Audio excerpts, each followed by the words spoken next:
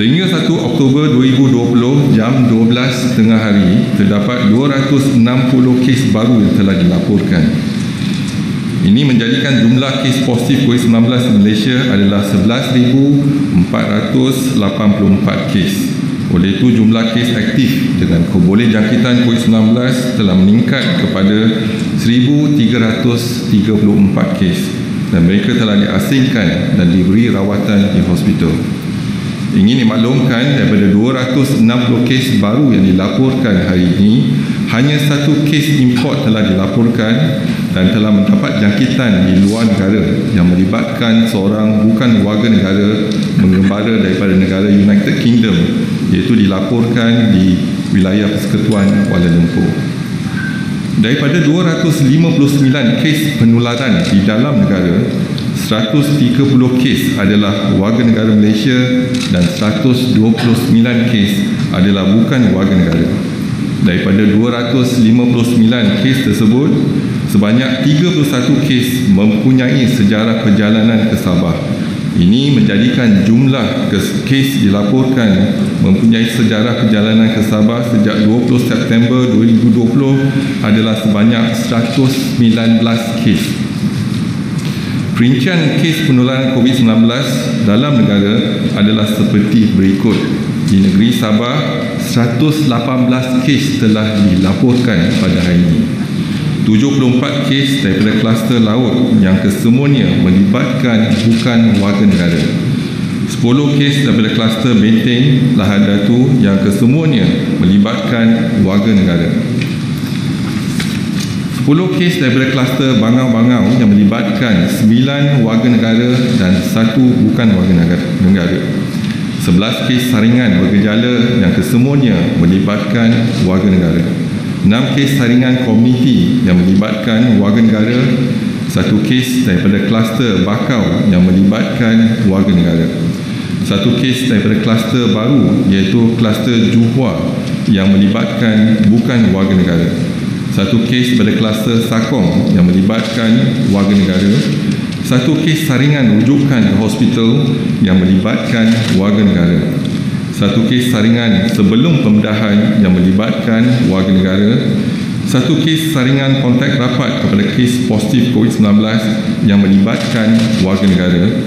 Dan 1 kes saringan masuk kerja yang melibatkan bukan warga negara. Seterusnya di negeri Kedah, 98 kes telah dilaporkan pada hari ini.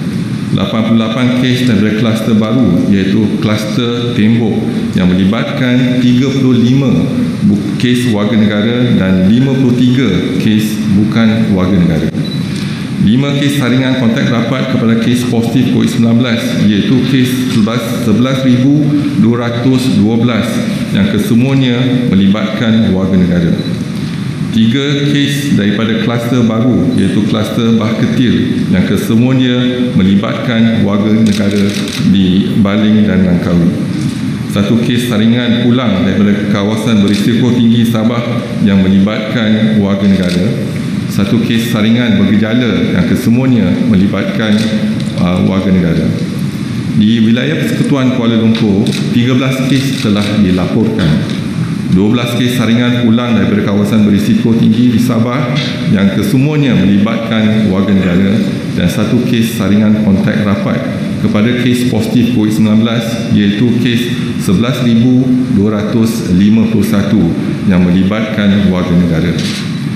Di negeri Selangor, 13 kes telah dilaporkan. 9 kes saringan pulang dari kawasan berisiko tinggi di Sabah yang kesemuanya melibatkan warga negara. 3 kes pada kluster baru iaitu kluster Jalan Meru yang melibatkan warga negara dan 1 kes saringan bergejala yang melibatkan bukan warga negara. Di negeri Johor pula, 5 kes telah dilaporkan pada hari ini. 4 kes daripada kluster Bakawali yang kesemuanya melibatkan warga negara dan 1 kes saringan pulang dari kawasan berisiko iaitu Sabah yang melibatkan warga negara. Di wilayah Persekutuan Putrajaya, 5 kes telah dilaporkan dan iaitu 5 kes daripada kluster baru iaitu kluster Selasih yang kesemuanya melibatkan warga negara. Di negeri Terengganu, 2 kes saringan pulang dari kawasan berisiko tinggi iaitu Sabah yang kesemuanya melibatkan warga negara.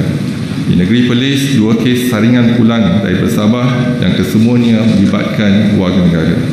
Di Melaka, 1 kes pulang dari Sabah yang melibatkan warga negara. Di negeri Pahang, 1 kes saringan pulang dari Sabah yang kesemuanya melibatkan warga negara. Dan di Pulau Pinang, 1 kes pulang dari Sabah yang melibatkan warga negara. Sehingga kini terdapat 20 kes positif COVID-19 yang sedang dirawat di unit rawatan rapi, di mana 3 kes memerlukan bantuan pernafasan. Adalah dimaklumkan bahawa tiada tambahan kes kematian berkaitan COVID-19 dilaporkan pada hari ini. Justru jumlah kumulatif kes kematian COVID-19 di Malaysia adalah kekal sebanyak 136 kes, iaitu bersamaan dengan 1.18% daripada jumlah keseluruhan kes.